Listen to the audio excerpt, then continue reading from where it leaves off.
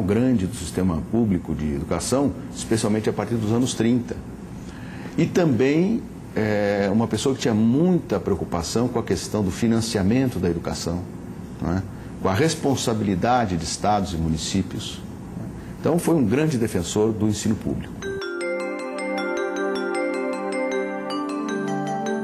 O princípio de que educação é direito de todos é ratificado pela Constituição de 1946, que oficializa o ensino primário gratuito no Brasil.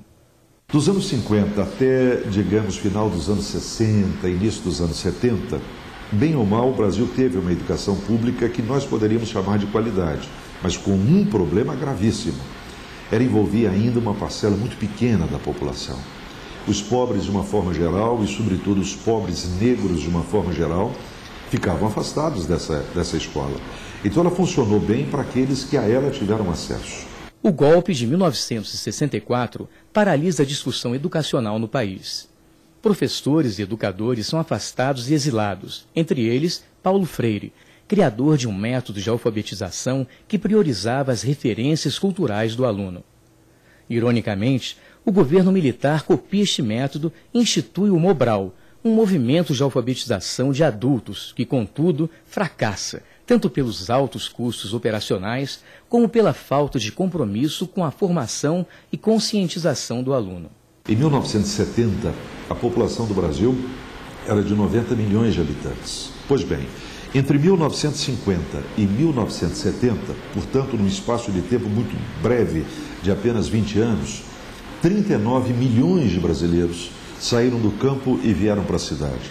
Esse volume extraordinário de homens e mulheres, velhos e crianças morando nas cidades vai significar uma ampliação das demandas sociais. Por saúde, por escola, por emprego, por transporte, por moradia, enfim, por condições de vida minimamente condignas. O Estado brasileiro não foi capaz de dar resposta satisfatória, especialmente para a educação.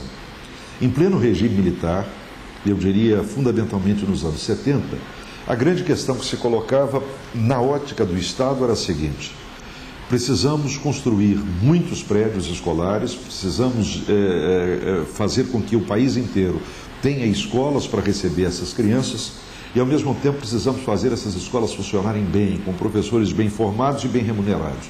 Não há dinheiro para as duas coisas. Então, a opção que o Estado fez foi construir escolas.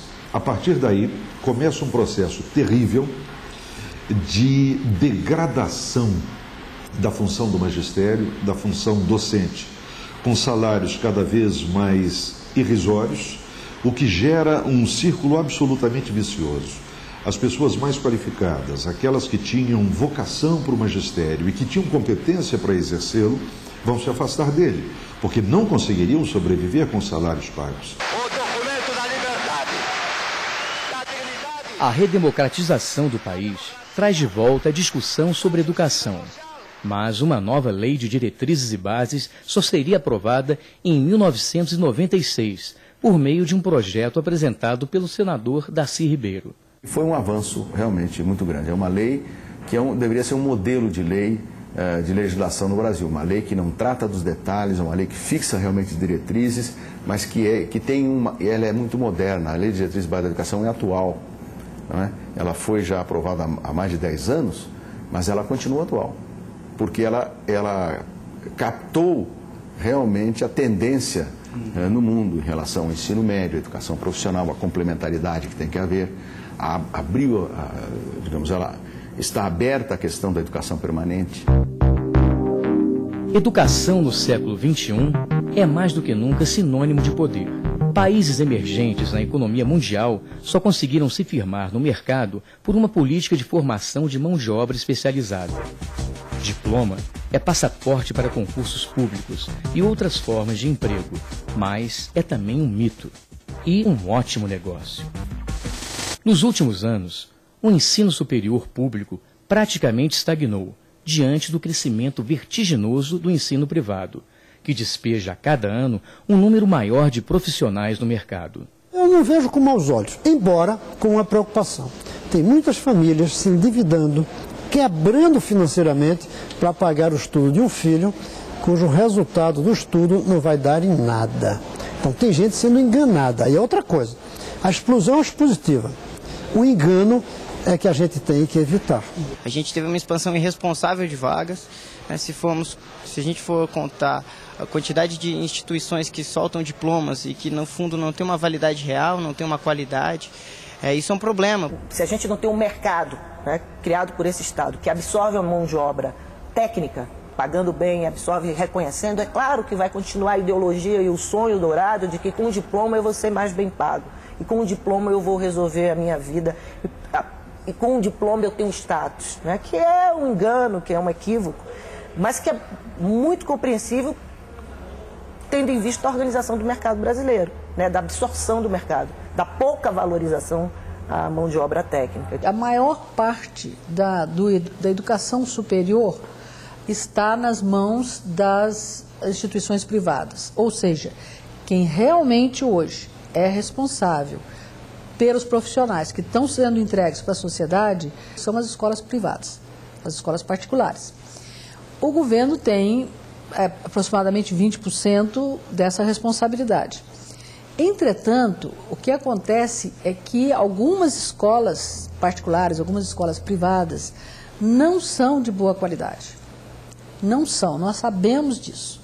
Então, há, em alguns casos, uma enganação muito grande, né, da sociedade, se engana a sociedade com cursos de baixo custo, com cursos que funcionam nas esquinas e que o aluno não vive a experiência dele de ensino superior. Tem mais vagas nas escolas privadas hoje do que uma demanda, ou seja, se oferece mais vagas do que tem alunos para cursar. Uma avaliação que deve dizer se uma instituição barata tem qualidade ou não tem qualidade. Não é? É uma avaliação que tem que dizer se uma instituição que cobra muito tem qualidade. Não é o valor da mensalidade, é a avaliação externa, isenta e capaz de ordenar ações saneadoras de qualificação e qualidade, etc., para que o setor privado tenha uma participação, não é? Condizente com os recursos que